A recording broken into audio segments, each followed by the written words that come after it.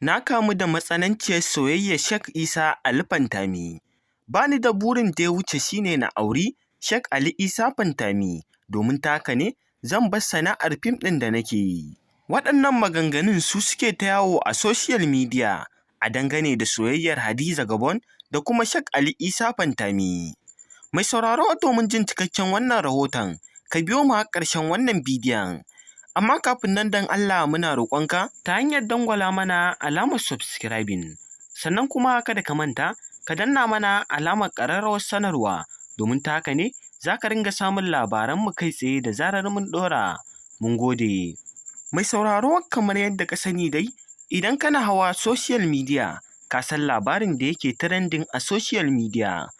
Ka san cewa labarin da ake ta watsawa yanzu shine labarin soyayyar Hadiza Gabon da wannan shahararren malamin wato Sheikh Isa Ali Pantami. Kamar yadda ka sani dai mai sauraro, labarin da yake ta karaɗa social media shine Hadiza Gabon ta ce inda Sheikh Isa Ali Pantami zai aure ta, to za ta daina harkar fim ta dawo ta fara zaman aure, domin kuwa shine ya fi mata a rayuwarta.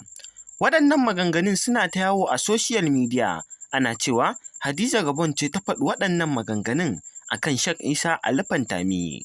Kamar yadda ka sani dai mai sauraro, jarumai da yawa mata an zo neman aurensu, amma su ce ba za su yi aure ba saboda sana'ar fim suke, sun fi son sana'ar su fiye da aure, domin kuwa jaruman matan Kannywood da yawa babu wacce ba a zo neman aurenta ba, ta ce ba za ta yi aure ba, ita burinta kawai shine ta ci gaba da sana'ar ta fim, ta tara maƙudan kuɗi da motoci da gidaje.